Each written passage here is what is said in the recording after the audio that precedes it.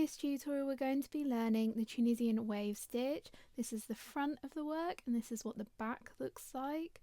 This stitch is part of a series on my YouTube channel where we're exploring all different Tunisian crochet stitches that would make beautiful blankets. Start by making a slip knot using your preferred method. That's how I like to make my slip knots. And then for this stitch, your starting chain needs to be a multiple of 8 stitches plus an extra 2. So for the purposes of this tutorial, I'm going to go for 3 times 8, which is 24, plus 2 is 26. So there's my starting chain of 26. We now need to make our foundation row. This is the same foundation row we make for most Tunisian crochet stitches. I've covered it in quite a few tutorials before, so if you would like to learn how to do the foundation row, if this is your first ever Tunisian crochet tutorial, I'll link my tutorial for absolute beginners up here. You should definitely start with that one and then come back to this tutorial to learn the wave stitch. So go ahead and make your foundation row in the back bumps of your chain all the way across, and then I'll meet you at the end of your foundation row. So here's my foundation row and I'm ready to move on to row 2. For the Tunisian wave pattern, it is actually a 4-row repeat. So to start row 2, we're going to be making a stitch called a Tunisian double crochet. That's a double crochet in US terms. They're called trebles in the UK. And a Tunisian double crochet stitch is kind of like a cross between a Tunisian stitch and a normal crochet double crochet stitch. So I'll show you how to work that. So we're going to yarn over and then put your hook under the next vertical bar, then yarn over and pull up a loop, then yarn over, pull through 2 loops. So that was a Tunisian double crochet. This is kind of like a partial double crochet. If you've watched any of my tutorials that cover the cluster stitch and me talking about partial stitches, the Tunisian double crochet is kind of like one of them. And we're actually going to do this in the next 3 stitches as well. So the next 3 vertical bars, we're going to do one of these Tunisian double crochets into each of them. So yarn over, hook in the next vertical bar, yarn over, pull up a loop, yarn over, pull through 2. That's my second Tunisian double crochet. Yarn over, put your hook in the next vertical bar, yarn over, pull through a loop, yarn over, pull through 2, and one last time, yarn over, hook in the next vertical bar, yarn over, pull up a loop, yarn over, pull through 2 loops. So we've now made 4 of those Tunisian double crochets. And working these taller stitches, so these Tunisian double crochets, are what kind of like pushes out this section of our wave, this kind of like bubble area. And then our rows slim down here, you can see. So we're going to do that slimmer area of the row now.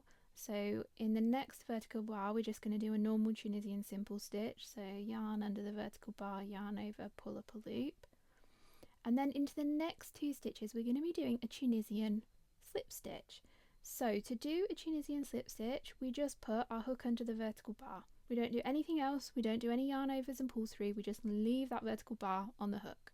We're going to do the same for the next stitch again. So that's a Tunisian slip stitch.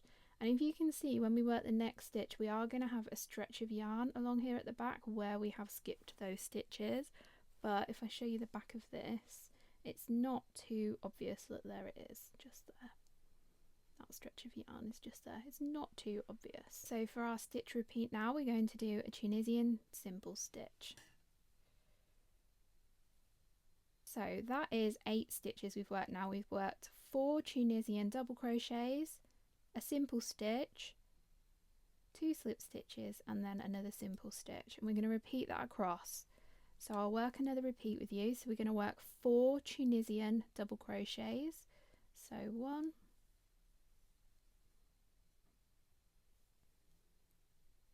2,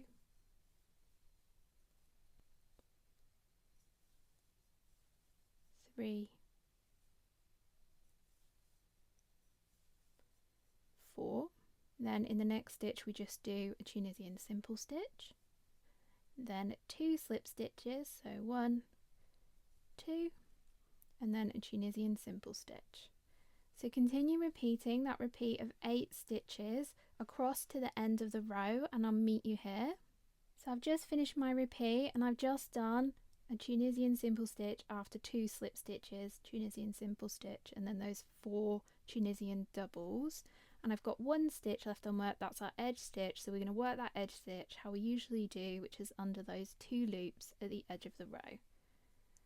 And then for this stitch, our return pass is always the same. It's the same as the foundation row: yarn over, pull through 1, and then yarn over and pull through 2 over and over again until the end of the row, and I'll meet you there. So I've actually stopped 2 loops before the end of the row because we're going to be changing colours here.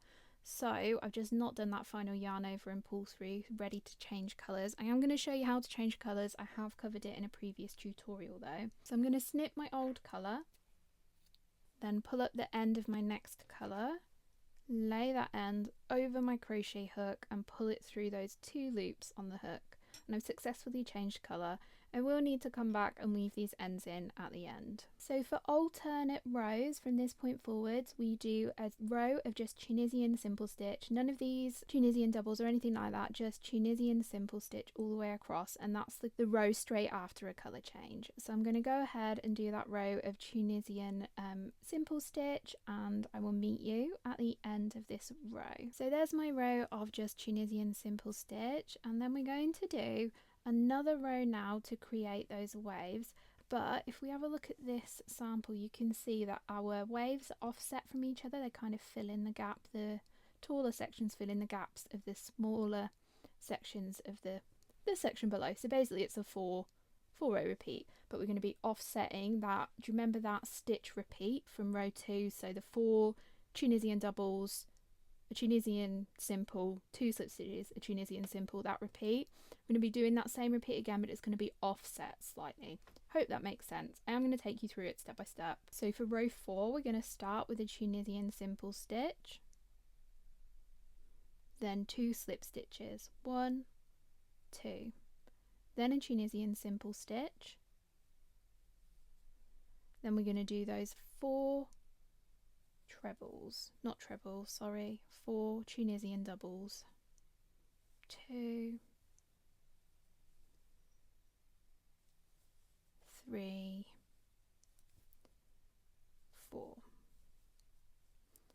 and then repeat that across the rest of the row. So Tunisian simple stitch, 2 slip stitches, Tunisian simple stitch, 4 Tunisian doubles. Repeat that across the row and then work your edge stitch and return pass as normal, and I'll meet you back at the end of row 4 and explain what we're doing for row 5. So I'm almost at the end of row 4 and we're ready to change colour again. I'm going to change colours exactly the same way as we did before. So snip my end, pull up the end of my new colour, put it on my hook and pull that loop through those last 2 loops at the end of row 4. So for row 5 we're going to do a row of Tunisian simple stitch now, and then we're going to go back and repeat rows 2, 3, 4 and 5 over and over again until your crochet piece is the size you want it to be. I then recommend casting off exactly the same as you would for Tunisian simple stitch, so a slip stitch under each vertical bar, just like we did in my Tunisian for Absolute Beginners tutorial. If you'd like to learn some more Tunisian crochet stitches, I'll pop my playlist on the screen here, and I'll see you again next week for another Tunisian crochet tutorial.